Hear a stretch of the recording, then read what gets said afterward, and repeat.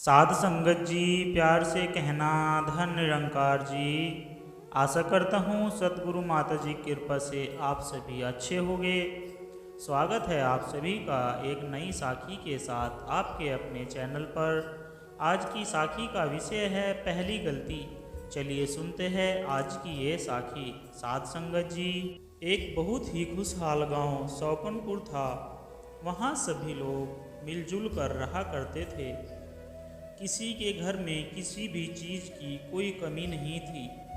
सभी में प्यार था, किसी भी तरह का कोई क्लेश नहीं था। पास के गांव में एक चोर और उसका मित्र रहता था। चोर चोरियां करता था, परंतु उसका मित्र बहुत ही ईमानदार था। वह जानता था कि उसका मित्र चोर है, पर बेरोजगार होने के कारण वह स्वयं उस पर निर्भर था। इसी वजह से वह किसी के सामने यह राज जाहिर नहीं करता था। उसका जीवन आनंदपूर्वक बीत रहा था। वही चोर एक ईमानदार मित्र के साथ होने के कारण कभी संदेह का पात्र नहीं बना। इसी का लाभ मिलने से वह चोर अपने मित्र को कभी भी बोझ नहीं समझता था। सासंगत जी, एक दिन उस चोर को सौपनपुर गांव के बारे में पता चला, तो वह उस गांव में चोरी करने की योजना बनाने लगा। रात को वह उस गांव में गया और चोरी करके वापस आ गया। चोरी में उसे इतना सामान मिला जितना उसने आज तक देखा नहीं था, पर अभी भी उसे यह लग रहा था कि वह और सामान ला सकता था। इस बारे में उसने अपने मित्र से बात की, पर उसने किसी भी प्रकार की सहायता करने से साफ इनकार कर दिया।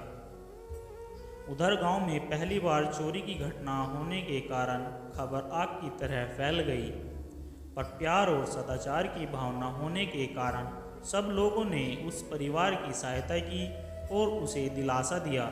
इस घटना के बाद सब चौकन्ने हो गए थे, क्योंकि उन्होंने इस बात का पता था कि चोरी किसी बाहर के व्यक्ति ने ही की थी। सासंगत जी, अगली रात फिर चोर चोरी की योजना बनाकर उस गांव में गया और खूब सारा सामान चोरी कर कर ले आया। लेकिन पिछली बार की तरह अब भी उसके मन में यही कसक थी कि वह और सामान ला सकता था, परंतु अपनी क्षमता के अनुसार ही ला सका। जैसे तैसे वह अपने घर पहुंचा।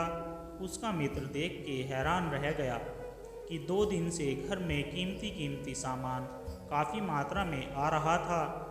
यह देख उसका मन बेईमान होने लगा, पर मन दबाकर उसने कुछ नहीं कहा। उधर सौपनपुर में दोबारा चोरी की घटना हो जाने से गांव वाले इस बात पर शर्मिंदगी महसूस कर रहे थे कि वे अपने गांव की सुरक्षा भी नहीं कर सकते। तब उन्होंने गोपनीय ढंग से चोर को पकड़ने की योजना बनाई।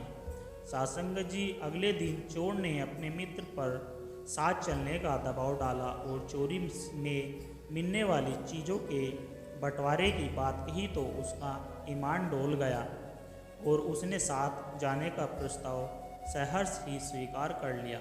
सासंगत जी, जैसे ही शाम हुई, दोनों घर से निकले। उस चोर ने अपने मित्र को चोरी के कुछ गुण बताए ताकि वह कोई गलती ना करे। जब दोनों सौपनपुर पहुँचे तो गांव वालों ने छिपकर उन पर नज़र रखना आरंभ कर दिया। थोड़ी दूर जाते ही चोर को इस बात का आभास हो गया कि कोई उनका पीछा कर रहा है, पर उसके मित्र को इस बारे में कुछ नहीं पता था। वह तो बहुत डरा हुआ, वह घबराया हुआ था। सासंगत जी, एक घर के पास पहुंचकर चोर ने अपने मित्र को दीवार फांदने को कहा। जैसे ही वह दीवार फांदकर घर में घुसा, चोर चालाकी दिखाते हुए गांव वालों को चकमा देकर गांव से बाहर निकल आया और रातों रात अपना सारा सामान समेटकर अपना गांव छोड़कर चला गया। वहां सौपनपुर में उसका मित्र घर में तो घुस गया था, पर जब उसने देखा कि उसका मित्र कुछ देर तक नहीं आया तो उसके पसीने छूटने लगे। वह थोड़ा आगे बढ़ा तो उसके पैर एक बाल्टी से टकरा गए और बाल्टी गिरने के कारण शांत अंधेरे में बहुत तेज आवाज़ हुई। आवाज़ सुनते ही सारे गांव वाले उस घर के बाहर आ गए और उसे पकड़ लिया।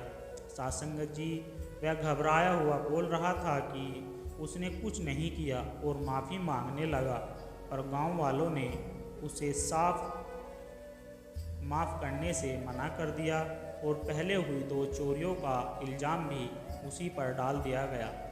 पूछताछ पर उसने अपने चोर मित्र के बारे में बताया। उसको ढूंढने की कोशिश की गई, पर बहुत शातिर होने के कारण वह हाथ नहीं आया। सासंगत जी, और पहली बार चोरी करने आए उस इंसान को वह सज़ा भी काटनी पड़ी जो जुर्म उसने किया ही नहीं था। वह बार बार कह रहा था कि मैंने आज तक ऐसा काम नहीं किया, आज पहली बार मैंने ऐसा काम करने की कोशिश की, कृपया मुझे माफ़ कर दीजिए। पर किसी ने उसकी बात नहीं सुनी और उसे उपयुक्त सज़ा दी गई। सासंगत जी, यही तो हुई कहानी की बात। सोचो समझो, यही प्रवृत्ति हम लोगों में भी होती है कि हम जानते तो सब कुछ है कि हमारे आसपास कौन कौन गलत काम कर रहा है, फिर भी हम उनका विरोध नहीं करते और न ही उनकी जानकारी किसी को देते हैं, जो भविष्य में हमारे लिए खतरनाक साबित होता है। फिर जब हमें उस व्यक्ति से कोई परेशानी होती है और यदि उसका विरोध करते हैं, ऐसे में इस बात का बहुत कम असंदेशा रहता है कि हमें इंसाफ मिलेगा।